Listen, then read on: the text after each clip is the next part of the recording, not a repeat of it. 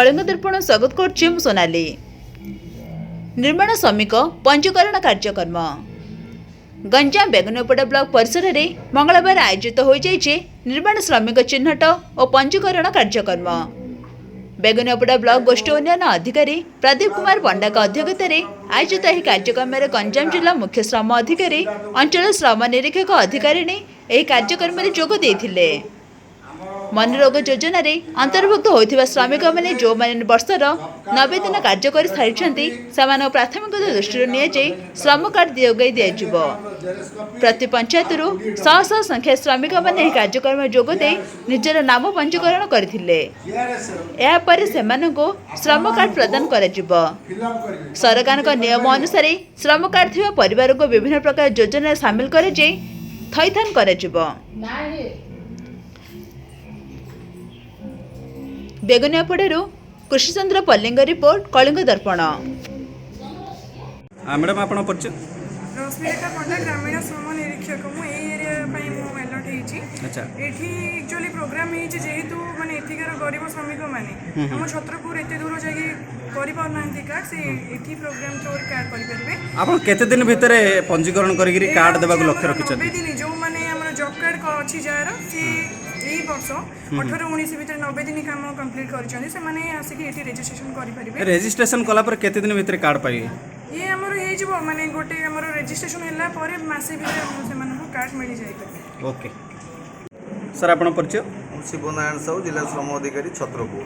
कौन कह आज जो बेगुनियापड़ा ब्लॉक रे कार्यक्रम आयोजित होती निर्माण श्रमिक पंजीकरण कौन हिताधिकारी कौन आद्वारा पाइबे? आम सम्मान्य जिलापाल निर्देश क्रमे आम प्रति ब्लॉक रे कार्यक्रम आयोजन करुँ जो हिताधिकारी मैंने एम नरेगा 90 दिन ऊर्ध्व कार्य कर योजन पंजीकृत कर आज बेगुनियापड़ा सम्मान्य विडीओ सहयोग में 500 ऊर्ध्व हिताधिकारी से नाम पंजीकरण करेंगे। नाम पंजीकरण कराला से आम गोटे आइडेंटिटी कार्ड देवु से परिचय पत्र पाइला बहुत गुड़े सुविधा रही सामाजिक सुरक्षा आईन रहा भितर दुईटी झील 50,000 टका लगे आर्थिक सहायता। महिला श्रमिक जदि प्रसूति कर पिला जन्म बाबद को दुईटी पिला जन्म बाबद को 10,000 टका।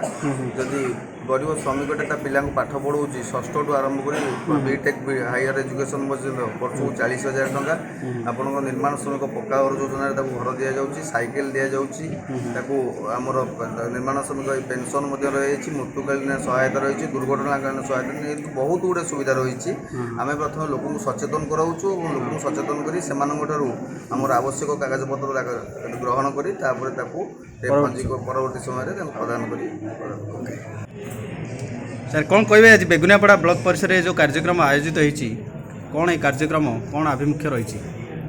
देखो यार आभिमुख्य है जे आमर बेगुनियापड़ा अंचल में बहुत हिताधिकारी 90 दिन ठारू अधिक नरेगा काम किंतु सेमानंकु जो आमर श्रम कार्ड मिलना जारी फल सरकार जो विभिन्न प्रकार सब योजना अच्छी ए योजना गुड़ाक से पाई पारना अन्य ब्लॉक तुलन में आम ब्लॉक रे टिके पछुआ रही जाइए।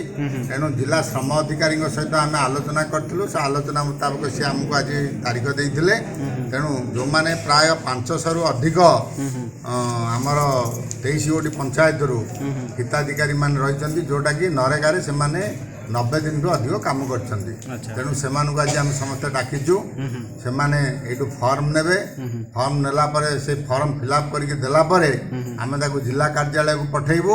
जिला कार्यालय से सर्टिफिकेट प्रिपेयर करके आमको देवे पुणी आउ थे एमती गोटे मेला करूँ मेला करके हिताधिकारी मानू आज बंटन आम बंटन करूँ। कि आज मुख्य उद्देश्य है मत बहुत खुशी लगुच जे आम अंचलर बहुत हिताधिकारी प्राय 500 पाखापाखि हिताधिकारी आसिक अपेक्षा कर आज पंजीकृत करा सब डॉक्यूमेंट दरकार से डॉक्यूमेंट आने कहूँ से डॉक्यूमेंट धरिकी से अपेक्षा करमर सब काउंटर करूँ से काउंटर से सब फॉर्म फिलअप करे फॉर्म फिलअप करला दिज्व जोड़ाक रही जाऊँगी किसी भी परवर्ती समय किसी लोक भी रही जाइए से भी जीआरएस जरिए कलेक्शन कर जिला कार्यालय पठे।